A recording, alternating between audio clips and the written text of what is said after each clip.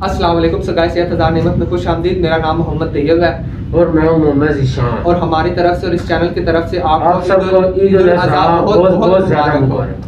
साहब मेरा आपसे क्वेश्चन है कि जो ईद उल अज़हा के मौके पर लोगों को जो है बीमारियां हो जाती हैं और इसकी क्या वजह है, इसकी क्या असबाब है और ये किस वजह से होती है?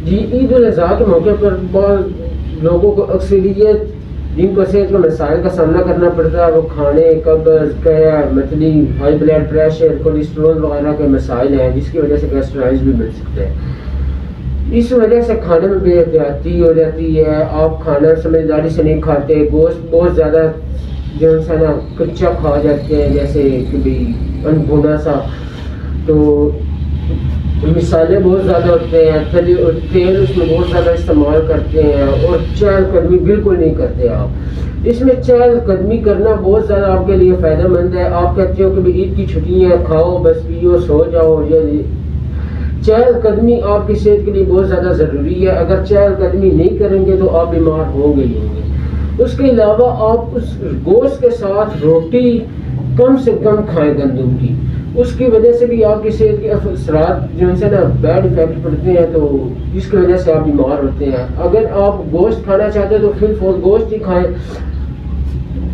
गोश्त खाने के साथ आप रोटी कम से कम खाएं, तो उसकी वजह से साथ में आप फाइबर, उस सलाद भी ले सकते हैं।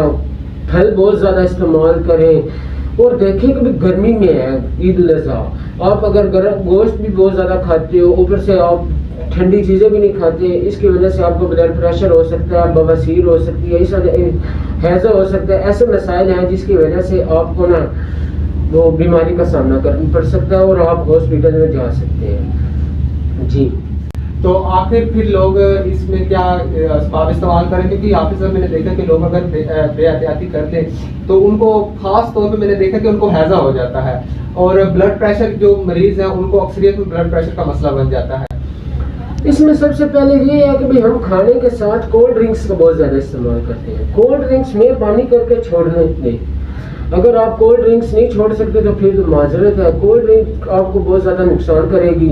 आप वैसे शरबत पी लें, कोई ठंडा बना लें। इसमें मैं आपको बताता हूँ आलू बुखारा, छोटी इलायची, पुदीना, चीनी और स्याह नमक, इसको ग्राइंड करके ये आप शिकंजी बना लें।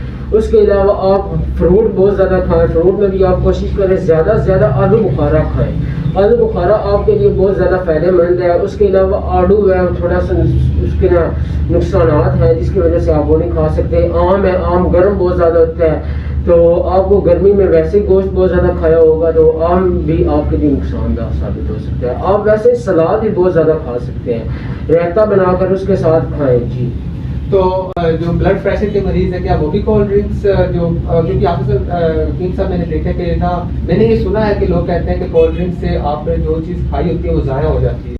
यह कोल्ड ड्रिंक्स हमेशा बैड इफेक्ट देती है, उसके साइड इफेक्ट होते ही होते हैं। तो कोल्ड ड्रिंक्स मेहरबानी करके छोड़ दें। अगर कोल्ड ड्रिंक्स नहीं छोड़ सकते तो उसके लिए आपको मुस्तकबिल में गुर्दों की बीमारी, जिगर की बीमारी, ये ऐसी बीमारी है जो आपको कब्र के दहाने पर ले जाएंगी, मौत के मुंह में ले जाएंगी। तो मेहरबानी कोल्ड ड्रिंक्स करके छोड़ें। कोल्ड ड्रिंक्स आपके लिए नुकसानदेह है।